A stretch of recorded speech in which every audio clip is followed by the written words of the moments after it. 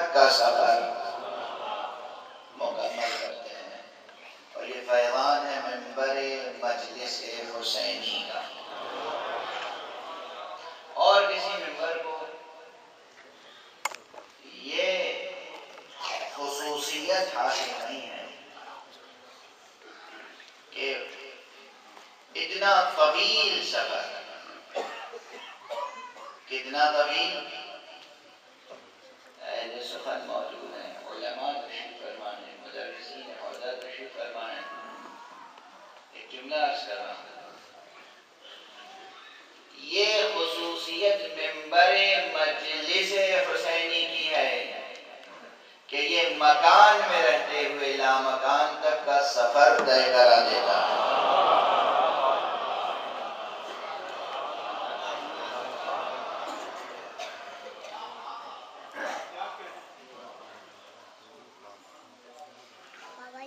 ایک طویل بحث ہے، ایک باب ہے عرفانیات کا، ایک باب ہے حکمت کا۔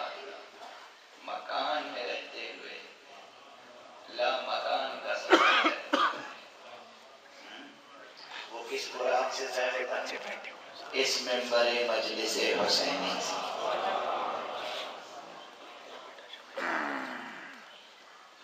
ہم نے اپنی بنیادی نصابی کتاب کا جو چیپٹر اس وقت کھولا ہے، اس کا سبب ظاہری یہ ہے کہ آج ہمارے میزبان جناب سید اقبال حسین شاہ صاحب نے ریسیو کرتے ہی ایک سوال قائم کر دیا، اور حقیقتاً ہمارا معاشرہ ایسا ہی ہونا چاہیے کہ بیٹھ کر کچھ اور گفتگو کرنے کے بجائے جب بھی دو انسان باہم بیٹھیں، وہ بھی انسان مومن، انسان مسلم، وہ بھی حسینی مسلمان، وہ بھی وہ افراد جنہیں آقا حضرت سید الشہداء علیہ الصلوۃ والسلام نے یا امت القرآن کہا ہے۔ یہ یاد رکھیے گا، یہ میں مقرر یا دہانی کراتا رہتا ہوں کہ روز عاشوراء، ابھی ضبط کیجیے گا اپنی مجلس کا آغاز ہے، روز عاشوراء حضرت سید الشہداء علیہ الصلوۃ والسلام نے جب اپنے اصحاب سے، اپنے جانثاروں سے خطاب فرمایا تو کہا یا امت القرآن، اے امت قرآن۔ اور دشمنوں پر اتمام حجت کے لیے خطبہ ارشاد فرماتے ہوئے دشمنوں کو خطاب کیا ہے تو فرمایا یا امت السوء، اے امت سوء، یا امت القرآن، یا امت السوء۔ اب تمام مسلمانوں کے لیے یہ فیصلہ کن مسئلہ قیامت تک رہے گا کہ وہ امت قرآن میں رہنا چاہتے ہیں یا امت سوء۔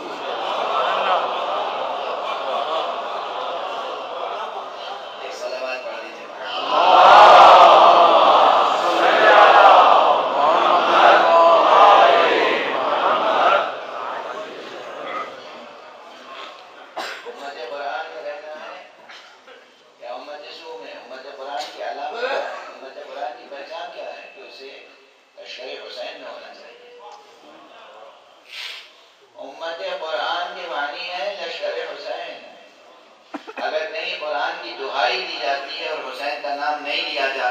منافقت ہے، ایمان نہیں ہے، اسلام نہیں ہے، یہ امت قرآن نہیں ہے۔ اگر کہیں قرآن کی دہائی دی جائے اور حضرت سید الشہداء ابو عبداللہ الحسین علیہ السلام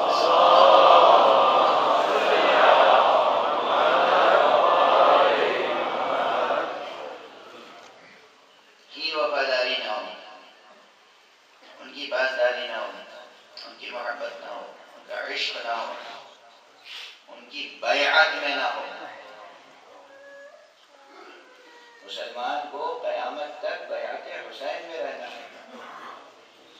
اگر بیعت حسین میں نہیں رہے گا مسلمان تو قدم قدم پہ بیعت فاسق کرنی پڑے گی۔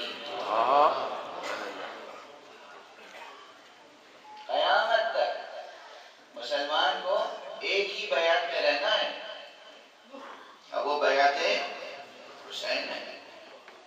اگر بیعت حسین میں نہیں رہے تو قدم قدم پر، نفس نفس، مرحلہ مرحلہ، منزل منزل، گام گام، قدم قدم، فاسقوں کی کمی نہیں ہے جو آپ سے بیعت لینا چاہتے ہیں۔ بہرحال یہ خصوصیت ہونی چاہیے افراد امت قرآن کی یہ خصوصیت ہونی چاہیے، حسینی مسلمان کی یہ خصوصیت ہونی چاہیے، مرد مومن کی، کہ جب ایک دوسرے سے ملے تو کوئی نہ کوئی امر معنوی زیر بحث ہو۔ ایک بہت چھوٹا سا لطیف سا فقرہ جناب صدق اکبر حضرت امام حسن مجتبی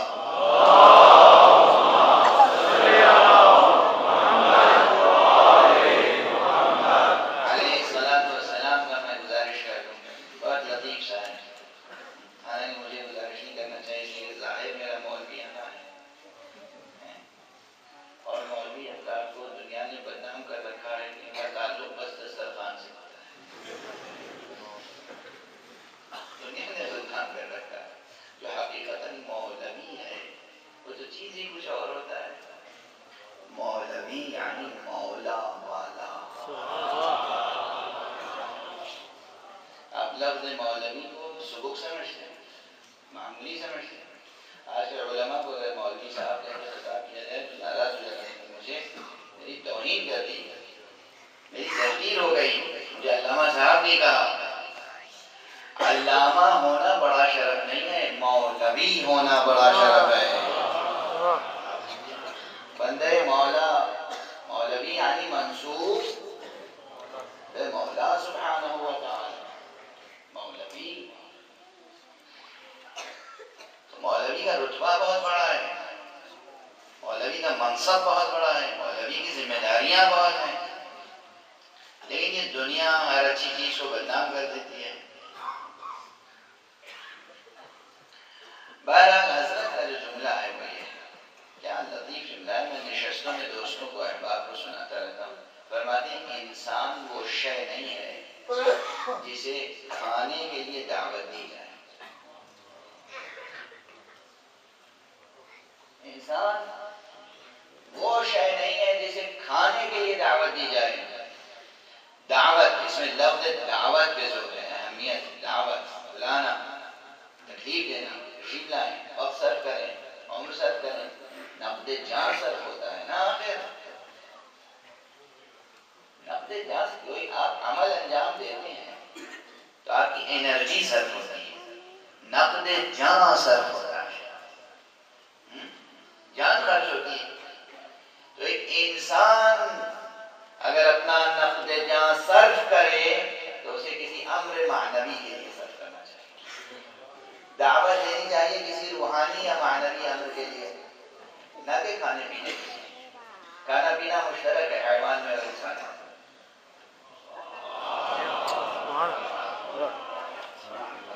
کھانا پینا انسان میں اور حیوان میں مشترک ہے، تو اگر کھانے کے لیے انسان کو بلایا گیا اور کھانے کے لیے انسان آ گیا تو اس نے کوئی امتیازی انسانی عمل انجام نہیں دیا۔ ہاں، آپ کسی امر معنوی کے لیے بلائیں، کسی بحث کے لیے، مباحثے کے لیے، مذاکرے کے لیے، علمی ڈسکشن کے لیے، ایمان افروز گفتگو کے لیے، احیاء امر آل محمد کے لیے، اور ضمناً جو وقت کا تقاضا وہ بھی پورا کریں، جو جسم کا تقاضا وہ بھی پورا کریں۔ ناشتے کا وقت ہے ناشتہ سرو کر دیں، کھانے کا وقت ہے کھانا سرو کر دیں، پانی پلانے کا مقدور ہے پانی پلا دیں، اس سے زیادہ کا کچھ مقدور ہے تو جہاں تک جائز مقدور ہو آپ پڑھ دیا، واضح ہے۔ بہرحال مجھے خوشی ہوئی کہ ایئرپورٹ سے میں گھر آیا، خیریت خیر صلی اللہ، اور اس کے بعد فوراً انہوں نے ایک سوال کیا، اور سوال یہ تھا کہ اللہ سبحانہ و تعالیٰ نے بین عظمت و بزرگی، اللہ ہے، معبود ہے، خالق ہے، حقیقت الحقائق، وہی ایک حقیقت ہے اور اس کے مقابلے میں کوئی حقیقت نہیں ہے، وہی ہے اور کوئی ہے نہیں اس کے علاوہ۔ اس ذات پاک نے، اس ذات اقدس الہ نے بار بار قسمیں کیوں کھائی؟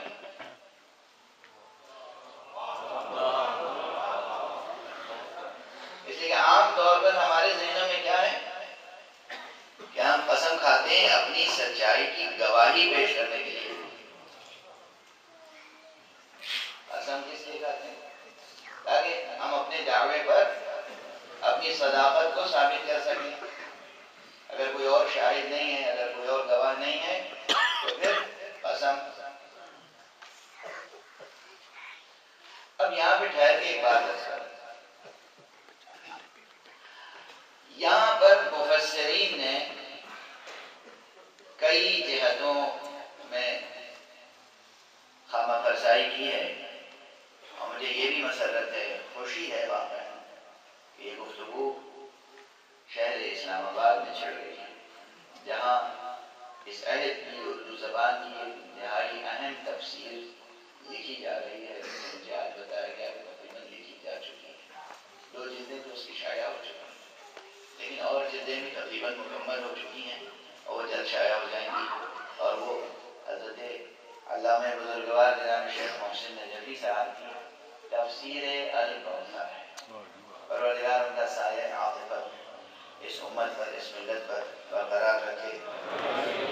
ان کو اور ان کے تمام رفقائے کار اور ان کے فرزند ارجمند اور ان کے جو اساتذہ ہیں جو یہاں بھی تشریف فرمائے ہیں، تمام حضرات کی توفیقات میں اضافہ فرمائے، اور آپ حضرات کو یہ توفیق ارزانی فرمائے کہ ان شخصیتوں سے آپ صحیح معنی میں علمی اور روحانی اور ایمانی استفادہ کر سکیں.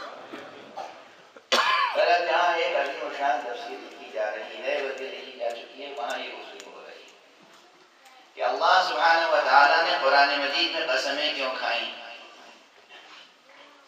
اب میں ایک جواب عرض کرنے سے پہلے ایک تمہید عرض کر دوں. تمہید ہے ادبی.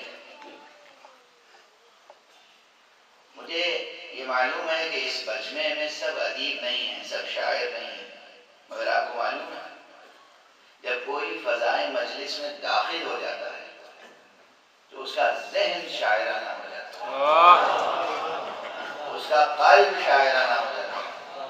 شاعرانہ یعنی اس کا شعور بیدار ہو جاتا ہے، اور وہ بھی شعور اپنی تمام تر لطافتوں کے ساتھ بیدار ہو جاتا ہے.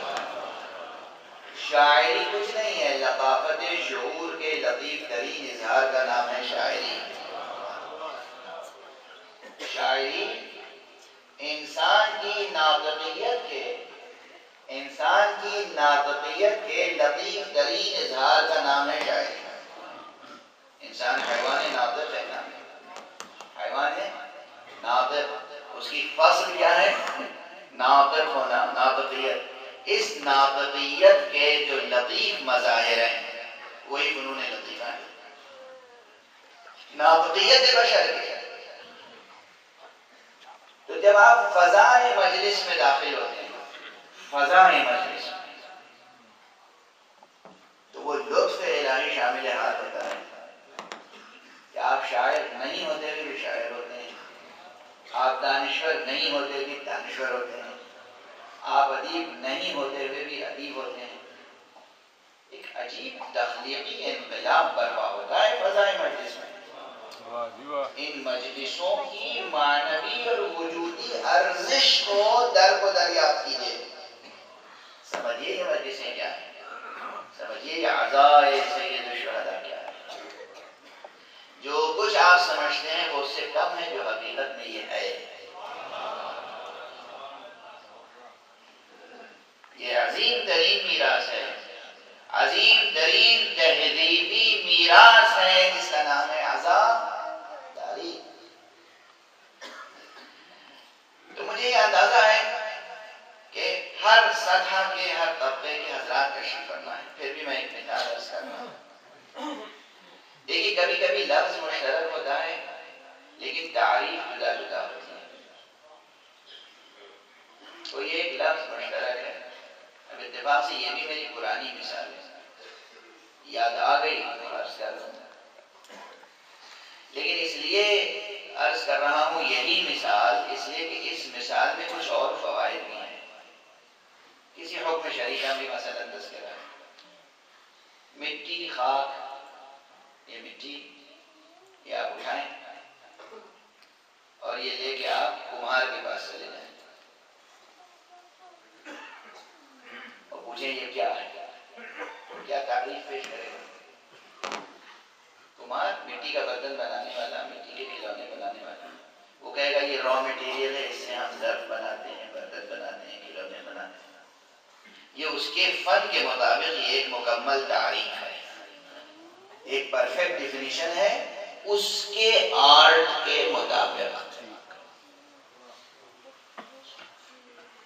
وہی مٹھی بھر خاک تبدیل کیے بغیر توں کی توں، وہی بعین ہی، بنفس ہی، بجنس ہی، وہی لے کر آپ کسی سائنسداں کے پاس چلے جائیں جو کیمسٹری اور فزکس کا ماہر ہو، اسے کہیں یہ کیا ہے، وہ کہے گا کہ یہ میٹر ہے، سالڈ اسٹیج میں ہے، مکسچر ہے، اس میں بہت سے ایلیمنٹس ہیں، وہ اس کی بالکل سائنٹیفک ڈیفینیشن بیان کرے گا۔ اس کی ڈیفینیشن میں اور اس کی ڈیفینیشن میں ایک لفظ مشترک نہیں ہے، مگر حقیقت ایک ہے۔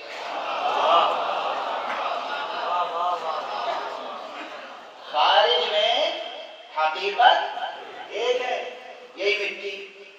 کمہار نے اپنے آرٹ کے نقطہ نظر سے جو ڈیفینیشن دی وہ الگ، اور جو سائنٹسٹ نے ڈیفینیشن دی وہ الگ۔ اب وہی مٹی لے کر آپ وہی بدلیے گا نہیں، وہی مٹھی بند کیے آپ آ جائیے جناب حجت الاسلام والمسلمین علامہ شفاعت نجفی کے پاس کہ قبلہ یہ کیا ہے، تو یہ کہیں گے کہ ھذا احد الطہورین، یہ دو پاک کرنے والی چیزوں میں سے ایک ہے، یہ مٹی ہے، جب پانی میسر نہ ہو تو اس سے طہارت کی جاتی ہے، تیمم کیا جاتا ہے۔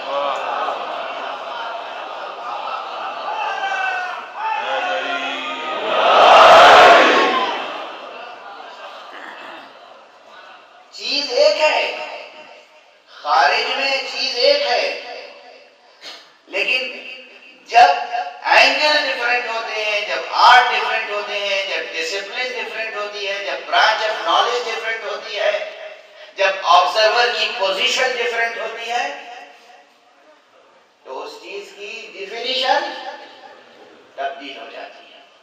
واضح ہے؟ جس طرح خارجی حقائق میں یہ ہے کہ چیز ایک ہوتی ہے لیکن اس کی تعریف بدل جاتی ہے، اسی طرح کبھی کبھی عالم لغات و اصطلاحات میں اصطلاح ایک ہوتی ہے مگر اس کی تعریف بدل جاتی ہے۔ قسم، فقہ میں قسم کا تصور کچھ اور ہے، ادب میں قسم کا تصور کچھ اور ہے۔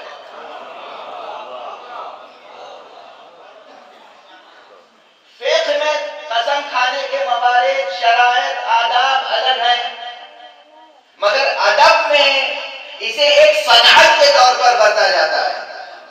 جب شاعر اپنے محبوب کا، اپنے معشوق کا حسن بیان کرتا ہے، سراپا بیان کرتا ہے، تو وہ زمین سے آسمان تک ہر چیز کی قسم کھاتا ہے، پھول کی قسم، چاند کی قسم، سورج کی قسم، ستاروں کی قسم، آسمان کی قسم، بہتے دریا کی قسم، گرتے آبشار کی قسم، میرا معشوق ایسا ہے۔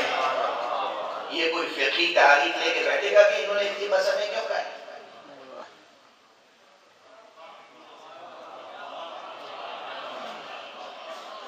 واضح ہے؟ کوئی پوچھے گا کہ آپ قسم کیوں کھا رہے ہیں؟ ادب میں قسم ایک صنعت کے طور پر، ایک فگر آف اسپیچ، ایک صنعت، صنائع و بدائع میں سے ایک صنعت ہے قسم۔ اور اگر صنعت کی فہرست میں جو روایتی کتابیں لکھی گئی ہیں مکتبی علم صنائع و بدائع میں، اس میں قسم کا ذکر نہ ملے تو پھر علم الاسالیب میں جائیے گا اور دیکھیے گا کہ اظہار کے جو اسالیب ہیں، اسلوب، ایکسپریشنز، ان میں ایک اسلوب ہے، اسلوب قسم، یعنی قائل یا متکلم یا خطیب یا ادیب یا شاعر، مخاطب اپنی سچائی کو منوانے کے لیے قسم نہیں کھاتا، مخاطب کی غفلت کو دور کرنے کے لیے قسم کھاتا ہے۔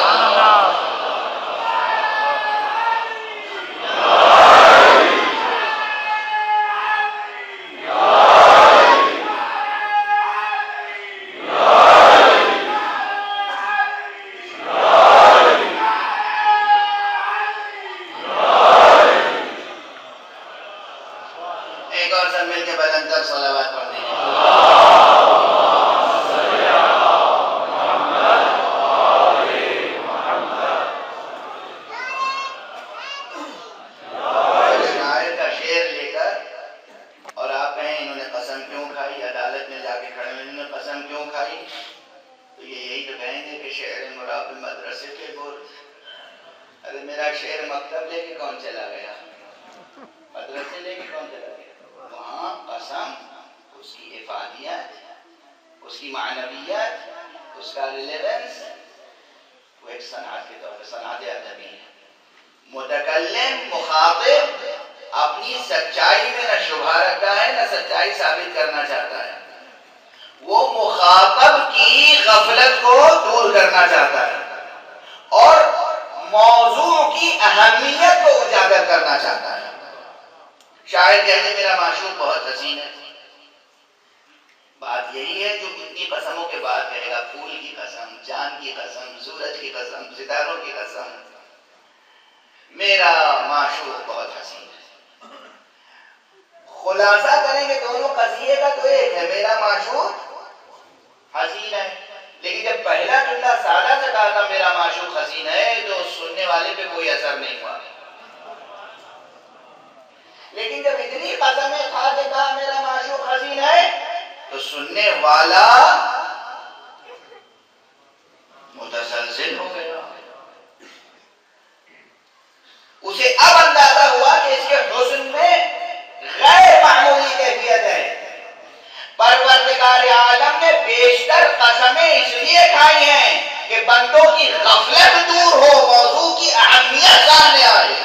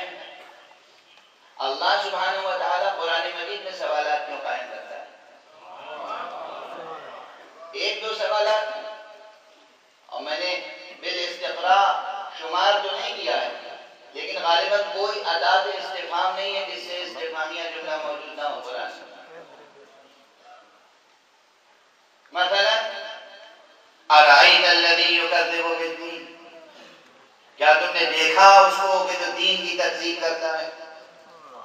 اسلوب سوال ہے یا نہیں؟ مثلا ام حسبت ان اصحاب الكهف والرقیم كانوا من آیاتنا عجبا، کیا تم نے یہ سمجھ رکھا ہے کہ اصحاب کہف و رقیم ہماری عجیب نشانیاں تھے؟ سوال ہے یا نہیں؟ هل اتى على الانسان حين من الدهر لم يكن شيئا مذكورا، کیا کوئی ایسا وقت بھی ظرف دہر میں گزرا ہے کہ یہ انسان کوئی قابل ذکر شے نہ تھا؟ سوال ہے کہ نہیں؟ امن یجیب المضطر اذا دعاه ويكشف السوء، وہ کون ہے کہ جب کوئی مضطر پکارتا ہے تو وہ اس کی مدد کرتا ہے اور مصیبتوں کو دور کرتا ہے؟ سوال ہے کہ نہیں؟ یہ تمام استفہام کے اسالیب ہیں. بظاہر سوال ہے، استفہام ہے، مگر یہ اسلوب استفہام ہے، استفہام حقیقی نہیں ہے. یہ ایک اسلوب کو برتا گیا ہے ذہن بشری کو برانگیختہ کرنے کے لیے، قلب بشری کی تربیت کے لیے، ذہن بشری کو جھنجھوڑنے کے لیے. اللہ کیا علم کی کمی نہیں ہے کہ وہ آپ سے سوال کر کے اپنے علم میں اضافہ کرنا رہا ہے؟ نہیں، ایسا نہیں. جس طرح یہاں اسلوب سوال برتا گیا، اسلوب استفہام برتا گیا طلب فہم کے لیے نہیں، اسی طرح اسلوب قسم برتا گیا اس بات صداقت کے لیے نہیں. اس لیے نہیں کہ وہ اپنی سچائی ثابت کرے، اس لیے کہ تمہارے ذہن میں، تمہارے نفس میں، تمہارے قلب میں، تمہارے سچائی کے تم خود قائل ہو جاؤ.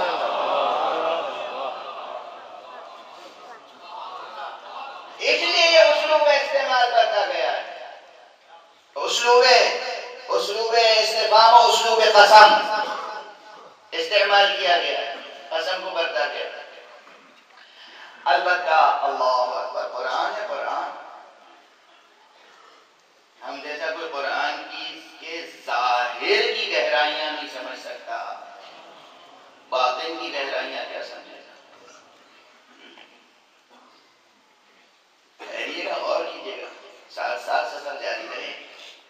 ایسا نہ ہو میں آپ سے آگے نکل جاؤں، ایسا نہ ہو آپ مجھ سے پیچھے رہ جائیں.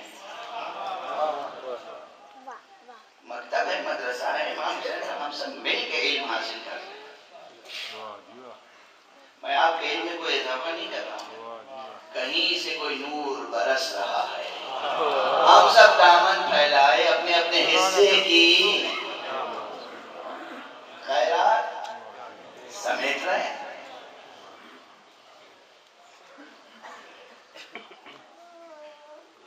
قسمیں اللہ سبحانہ و تعالیٰ نے کھائی. ایک تو اسلوب ظاہر ہے، اسلوب ادبی ہے، اسلوب ادبی، اسلوب خطاب ہے مخاطب کو جھنجھوڑنے کے لیے.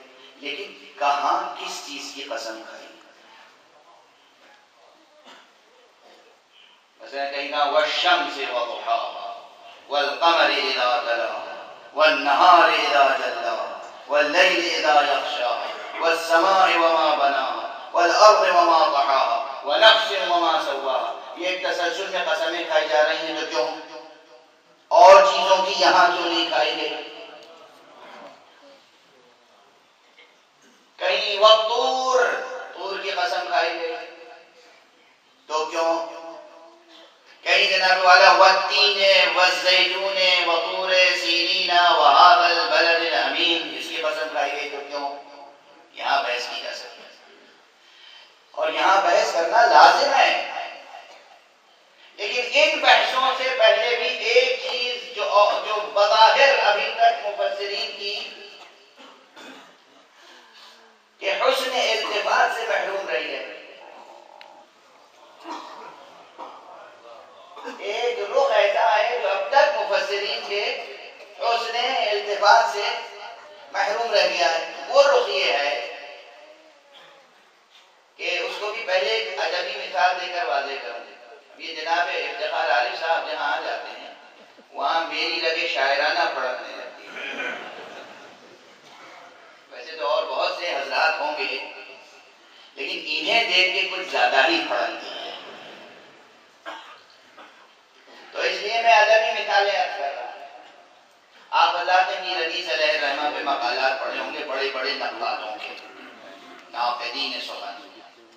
مرزا دبیر علیہ الرحمہ کے مرثیوں پر بڑے بڑے ناقدین کے مقالے پڑھے ہوں گے. لٹریری کرٹیسزم، ادبی تنقید. غالب پر پڑھے ہوں گے، اقبال پر پڑھے ہوں گے. ہمارے بزرگوار اور شہید دوست ہیں جو اردو کا ایک بہت بڑا حلقہ انہیں یہ سمجھتا ہے کہ یہ شہر کے سب سے بڑے نقاد ہیں. میں بھی انہیں میر تنقید کہتا ہوں.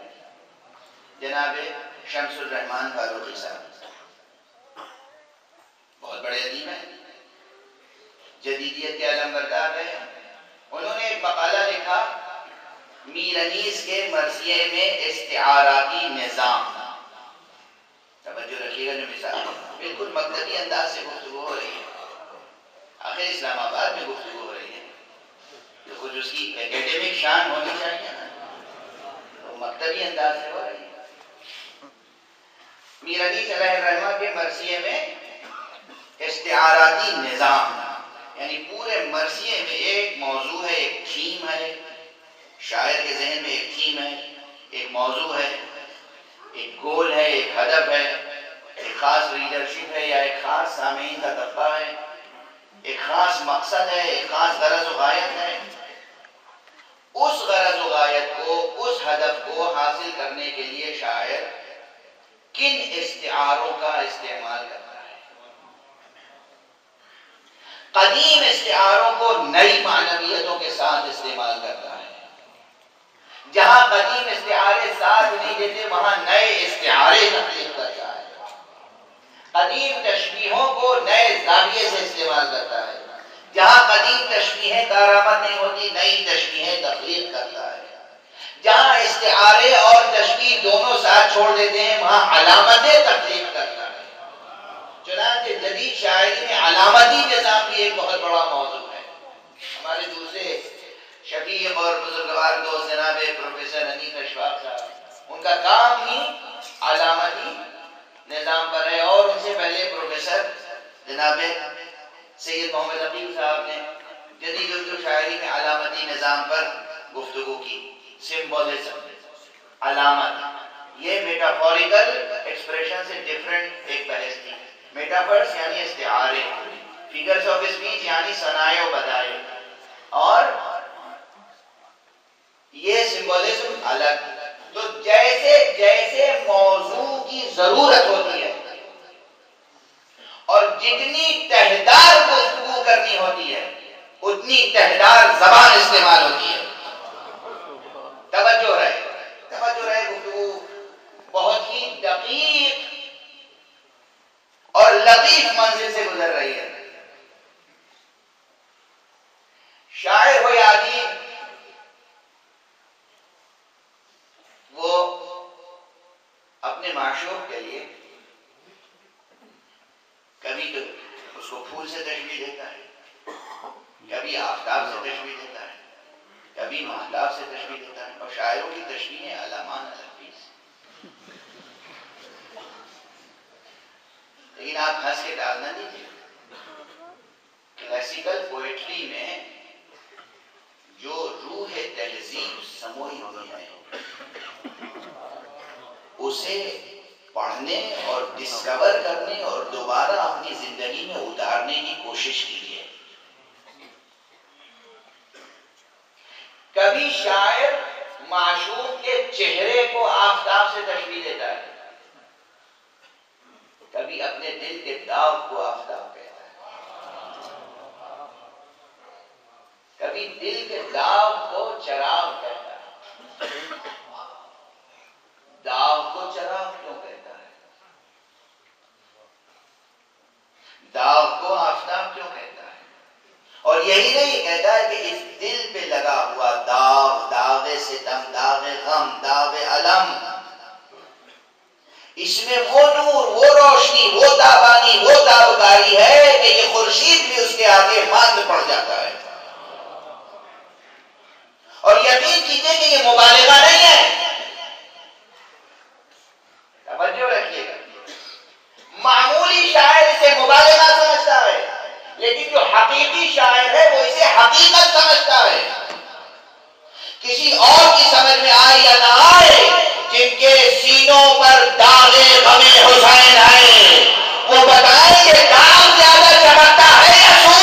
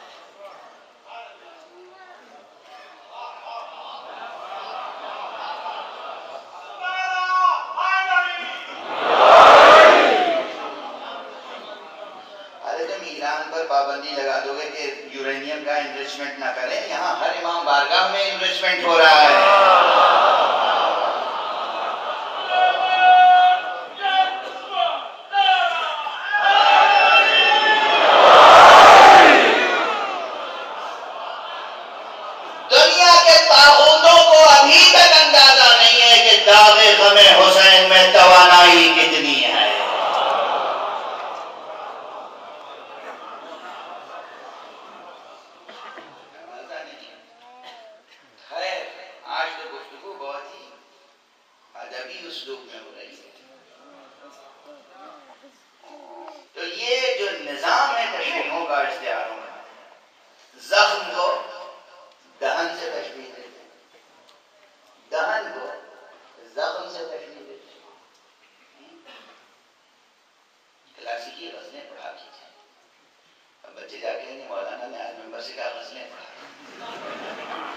ہاں ہاں غزلیں پڑھا کر، کلاسیکی غزلیں، میر تقی میر کی غزل، غالب کی غزل، اور ایک شخص کو علی مولا ناسخ کی غزل، اس کی اپنی اہمیت ہے.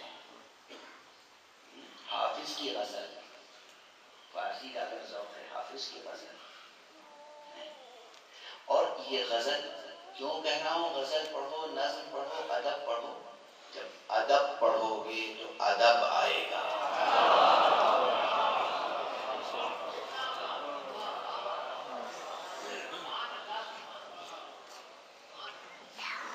جدید نظام تعلیم نے ایک ستم دکھایا کہ ادب کا شعبہ عام نصابوں سے الگ کر دیا. پہلے نظام تعلیم یہ تھا کہ کسی بھی شعبے میں جانا ہو، فلسفی بننا ہو، ریاضی داں بننا ہو، ایسٹرونامر بننا ہو، یعنی حیوی علم حیات میں کام کرنا، ایسٹرولوجر نہیں کہہ رہا ہوں، ایسٹرونامر، علم حیات میں کام کرنا ہو، یعنی ایسٹرو فزکس میں کام کرنا ہو، کسی بھی شعبے میں کام کرنا ہو، لیکن پہلا زینہ ہوتا تھا ادب. خوب لٹریچر پڑھو، خوب لٹریچر پڑھو، تاکہ دوسرے کی بات سمجھ سکو اور اپنی بات سلیقے سے کہہ سکو.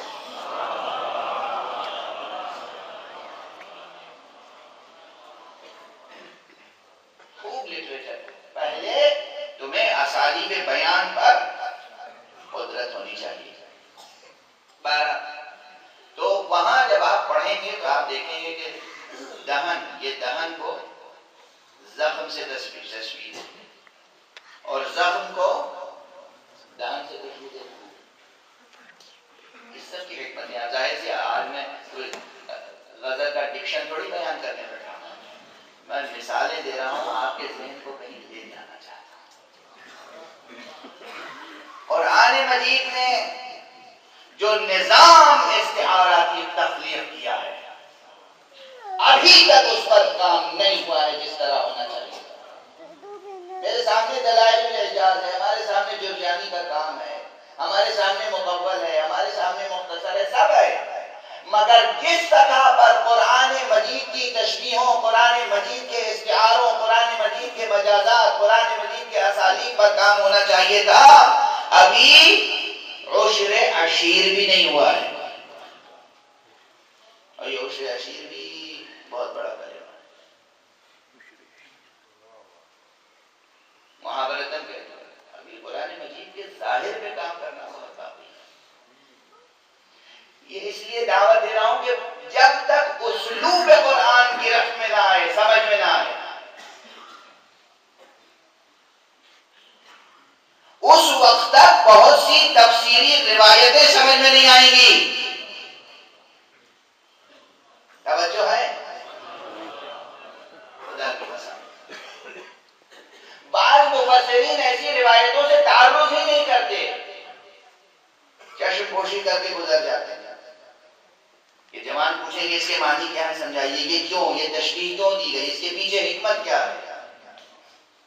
لیکن اگر قرآن مجید کے استعاراتی نظام پر، قرآن مجید کے تشبیہات کے نظام پر، قرآن مجید کے مجازات پر، قرآن مجید کے علائم پر، سمبلز پر، قرآنک سمبولزم پر اگر کام ہو جائے تو ابھی تک نہیں ہوا ہے، آج کی تاریخ تک نہیں ہوا ہے، تو پھر سمجھ میں آئے گا کہ یہ والتین والزیتون وطور سینین وہذا البلد الامین کتنی تہدار قسمیں ہیں. جب کوئی کہے گا کہ یہاں تین و زیتون سے مراد کوئی اور نہیں، حسن اور حسین کی ذوات ہے.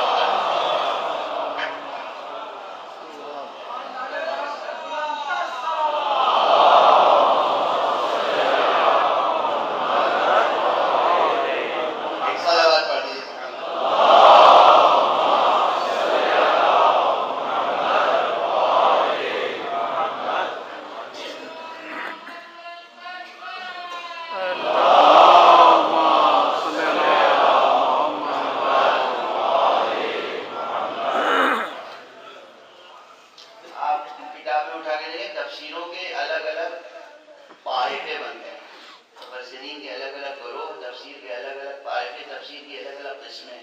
یہ روایی تفسیر ہے، یہ حکیمانہ فلسفیانہ تفسیر ہے، یہ ادبی تفسیر ہے، یہ عرفانی تفسیر ہے، یہ وہ تفسیر ہے جس میں صرف فضائل و مناقب کی روایتیں جمع کر دی گئی ہیں اور گویا اس کی طرف سب کے بعد میں نظر ڈالی جاتی ہے.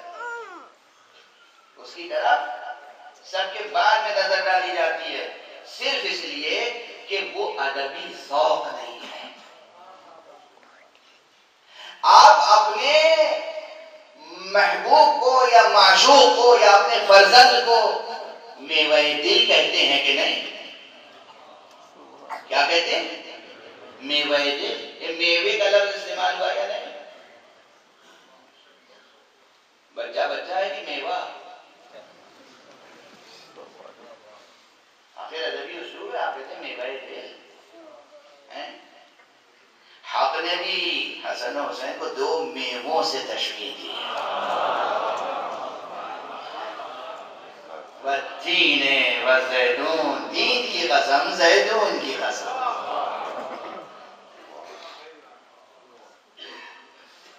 اس روایت کو رد نہ کر دیجیے گا، یہ نہ کہیں کہ سند ضعیف ہے، متن سمجھ میں نہیں آتا، منسجم نہیں ہے. سارے بیانات منسجم ہیں. حیدرآباد سے میں ابھی میں گفتگو کر کے آیا ہوں سورہ مبارکہ نبا پر، جہاں پروردگار نے فرمایا ہے کہ عَمَّ يَتَسَاءَلُونَ عَنِ النَّبَإِ الْعَظِيمِ الَّذِي هُمْ فِيهِ مُخْتَلِفُونَ كَلَّا سَيَعْلَمُونَ ثُمَّ كَلَّا سَيَعْلَمُونَ. دنیا کے تقریباً 99.99% مفسرین نے نبأ عظیم سے مراد صرف قیامت کو لیا. آخرت قیامت، آخرت قیامت، آخرت قیامت. اس طالب علم نے طالب علمانہ عاجزی کے ساتھ اس روایت کو پیش کیا ہے، روایت ہے موجود، جہاں معصومین نے کہا ہے نبأ عظیم سے مراد قیامت ہے، مگر اس نبأ عظیم سے مراد اصل جان قیامت ہے، شہنشاہ قیامت ہے. یہاں وہ مراد ہے کہ جو قیامت میں لوائے حمد جس کے ہاتھ میں ہوگا، یعنی نبأ عظیم سے مراد علی ابن ابی طالب کی طرف.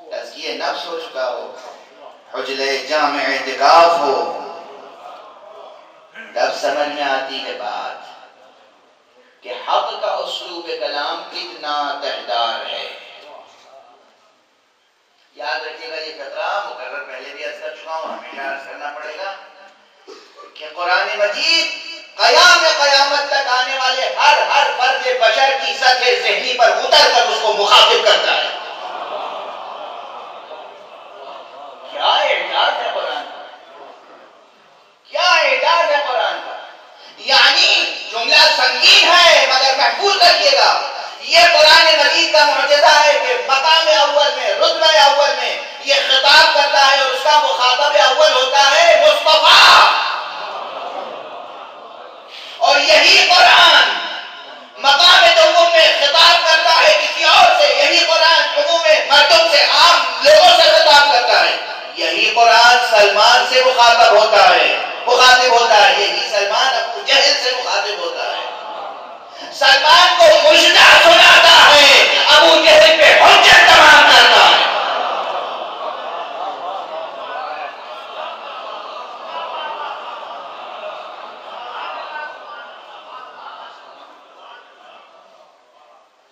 قرآن کی تہتاری ہم جیسے طالب علموں سے اس کی تفسیر کا پتہ ہو جائے گا؟ نہیں، ممکن نہیں۔ تہتاری ہر آیت قرآن کی، اس لیے میں نے عرض کیا تھا 6 ماڈل ٹاؤن میں غالباً لاہور میں وہ جملہ بھی یہاں دہرا دوں چونکہ تسلسل کلام میں بحث مکمل ہو رہی ہے، اور وہ جملہ یہ تھا کہ قرآن مجید کا ہر سورہ ایک کتاب ہے،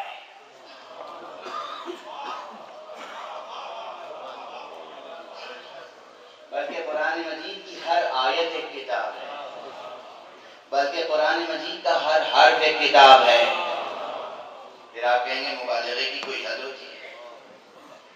آپ کو معلوم نہیں کہ مبالغے کے معنی کیا ہے؟ مبالغے کے معنی ہے حد سے آگے بڑھا کر بیان کرنا۔ آپ کو قرآن کی حد معلوم ہو تو بتا دیجئے۔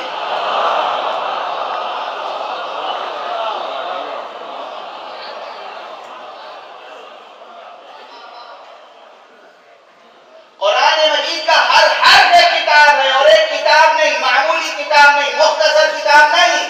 قرآن مجید کے حروف مقطعات میں سے ہر حرف یعنی الف لام میم، یہ 3 حروف نہیں، 3 کتابیں ہیں، اور ان میں سے ہر کتاب ایک معمولی کتاب نہیں، ایک دائرۃ المعارف ہے، ایک انسائکلوپیڈیا ہے۔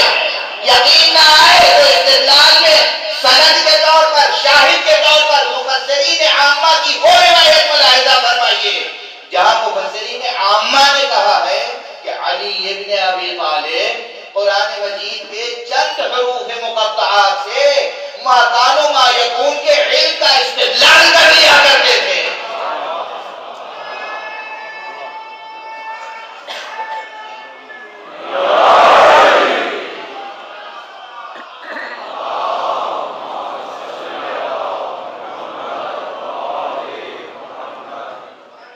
علی ابن ابی طالب علیہ السلام، ہا میم عین سین قاف، یہ نص ہے مفسرین کی، ہا میم عین سین قاف، ان حروف کی مدد سے قیامت تک آنے والے واقعات بیان کر سکتے ہیں، ان حروف کی مدد سے قیامت تک آنے والے واقعات، قیامت تک آنے والے واقعات کیا کسی ایک مختصر سی کتاب میں آ سکتے ہیں؟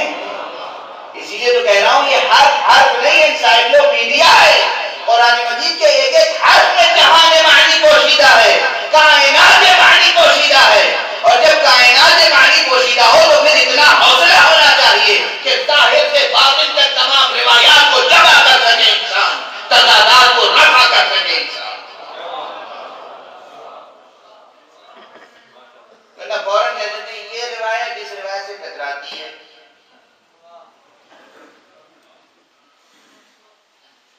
کچھ نہیں ٹکراتی۔ اہل بیت اطہار علیہم السلام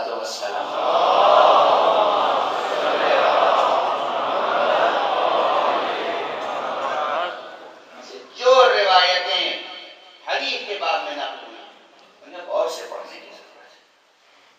یہ نہ سوچیں کہ یہ غازی شیعوں نے وضع کر دی ہے۔ دستیدہ جوڑ کے ایک جملہ کہوں، افتخار علی صاحب تشریف فرما ہے، یہ میری ترجمانی ادھر بھی کریں گے انشاءاللہ، ادھر بھی، اس لیے کہ میں یہ سمجھتا ہوں کہ اتنے دنوں سے یہ فضائے مجلس میں سانس لے رہے ہیں، اب تک ان میں وہ حریت پیدا ہو چکی ہے کہ یہ حر ابن یزید ریاحی کو اپنا رہنما قرار دے سکے۔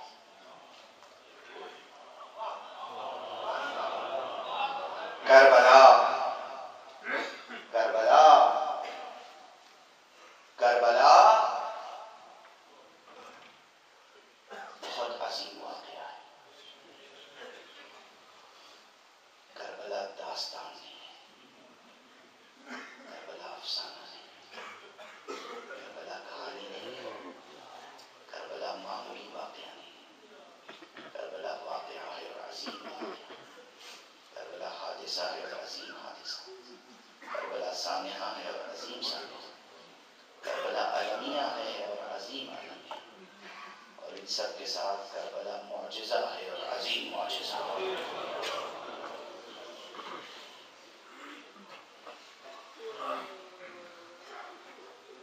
کربلا عظیم معجزہ ہے. اور کربلا کا ہیرو، میں وہ لفظ استعمال کر رہا ہوں جو جدید لٹریچر میں ادب میں استعمال ہوتا ہے. لوگ سمجھتے ہیں کربلا کا ہیرو امام حسین. لفظ ہیرو امام حسین کے لیے امام کی شخصیت بہت بلند ہے، بہت بلند.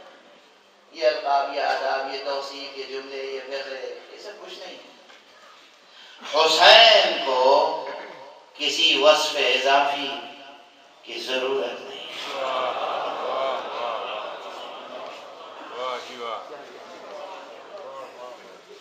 ہاں، ادب سے نام لینا چاہیے ہمیشہ. حضرت امام سید الشہداء ابو عبداللہ سب کہنا چاہیے، علیہ السلام کہنا چاہیے. لیکن کبھی کبھی وہ منزل آتی ہے جب عشق و جنون و عرفان کی زبان میں ہے، صرف ایک لفظ حسین اتنا عظیم ہوتا ہے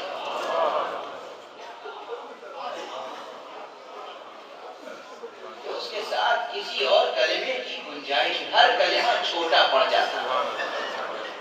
لفظ امام حسین کے قد سے چھوٹا ہے. حسین کا قد بہت بڑا ہے. لفظ شہید حسین کے قد سے چھوٹا ہے. حسین کا قد بہت بلند ہے.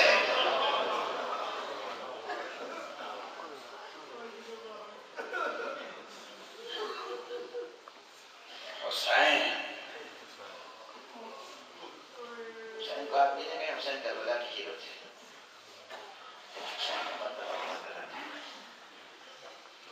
کربلا اگر معجزہ ہے تو حسین تو اس معجزے کا صاحب اعجاز ہے. محمد عربی کا معجزہ قرآن ہے، حسین کا معجزہ کربلا ہے. قرآن بھی زندہ معجزہ ہے، کربلا بھی زندہ معجزہ ہے. قرآن بھی لازوال معجزہ ہے، کربلا بھی لازوال معجزہ ہے. حسین جو صاحب اعجاز ہادی کا نام ہے.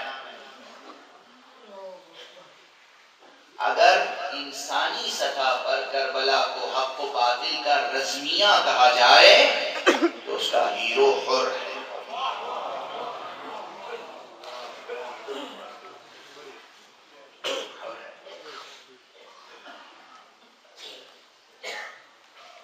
ہر فرد بشر کے لیے آپ میں سے کون ہے روئے زمین پہ جو حسین بن سکے؟ یک حسین نیست او گردد شہید، ورنہ بسیارند در عالم یزید. ایک حسین نہیں ہے جسے شہید کر دیا گیا، ورنہ عالم یزید تو بہتے رہے ہیں. حسین کوئی نہیں بن سکتا، علی اکبر بھی کوئی نہیں بن سکتا. ساری کائنات مل کے کوئی علی اکبر بنانا چاہے بنا نہیں سکتی. شبیہ پیغمبر.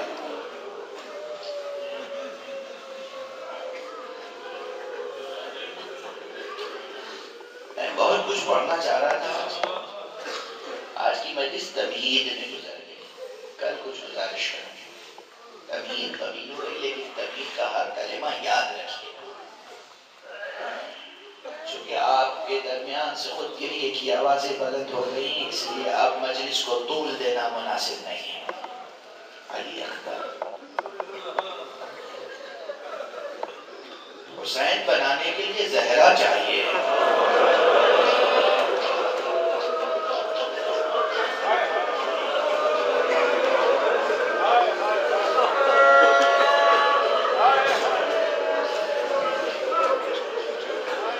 علی اکبر بنانے کے لیے وہ دست قدرت چاہیے جو شبیہ مصطفیٰ بنا سکے. اجرکم علی اللہ، اجرکم علی اللہ. حسین کوئی نہیں بن سکتا، اکبر کوئی نہیں بن سکتا، قیامت تک کوئی نہیں بن سکتا، عباس بھی کوئی نہیں بن سکتا.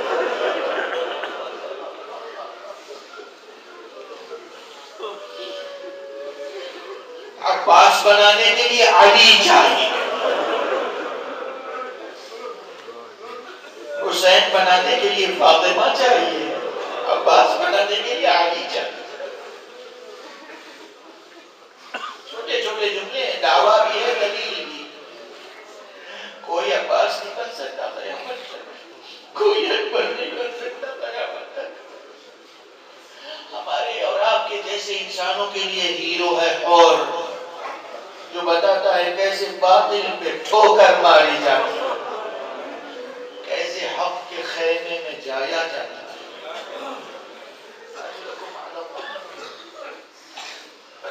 ختم ہو گئی، طبیعت بھی اس سے زیادہ کی متحمل نہیں تھی، مگر ایک جملہ اور کہنے کا جی چاہتا ہے. یہ ایام وہ ہیں جن ایام میں حضرت علی زین العابدین کا تذکرہ.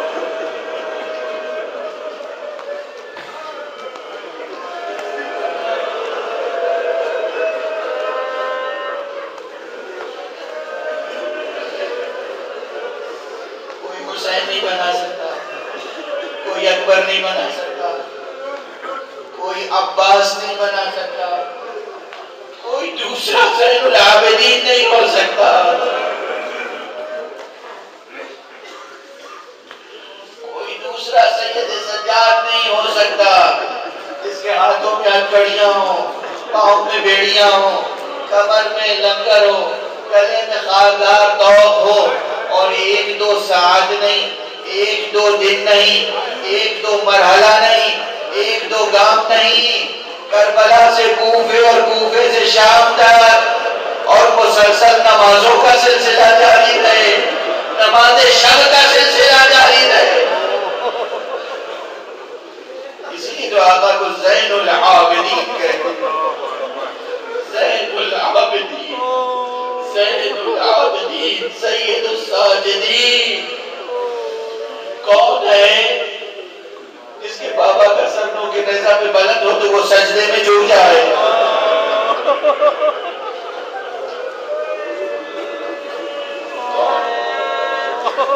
روز عاشورہ جیسے سرکار سید الشہداء کا سر نو کے نیزہ پہ دیکھا ہے، آقا نے فوراً سر سجدے میں رکھا. لا الہ الا اللہ حقا حقا، لا الہ الا اللہ ایمانا و تصدیقا، لا الہ الا اللہ عبودیتا و رقا. پوری شام میں غریبہ ایک سجدے میں گزار دی.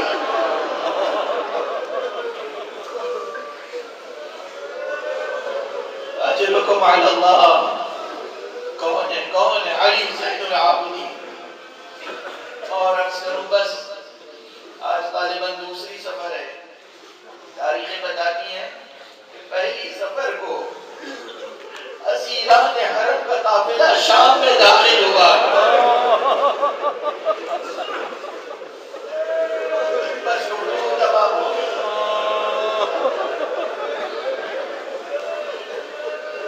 پہلی سفر کو شام میں داخل ہوا، یعنی آج لٹا ہوا اسیروں کا قافلہ، آج زینب کا کارواں، آج ام کلثوم کا کارواں، آج لیلا کا کارواں، آج ام فروا کا کارواں، آج حسین کی چہیتی بیٹی،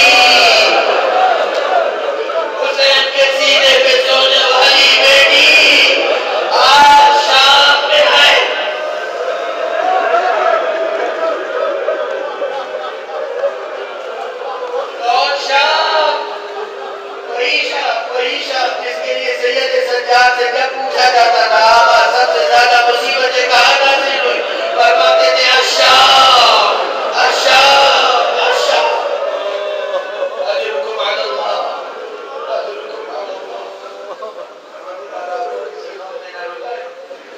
سوائے غم حسین پروردگار آپ کی عزاداریوں کو قبول فرمائے الہی آمین پروردگار ہمارے اس مختصر سے ناقص بیان کو قبول فرمائے پروردگار اتنے حضرات سرکار سید شہزادہ کی بارگاہ میں اللہ نے اپنے خراج عقیدت قبول فرمائے پروردگار ہم سب کو صراط مستقیم ہدایت اہل بیت پر گامزن فرمائے معبود جو بیمار ہیں صحت کاملہ فرمائے جو نادار ہیں انہیں غنی کر دے پروردگار جن کی حاجتیں ہیں جو حاجتیں لے کر فرش ازار حسین پر آئی ہیں سب کو بحق حسین ان کی حاجتیں عطا فرمائے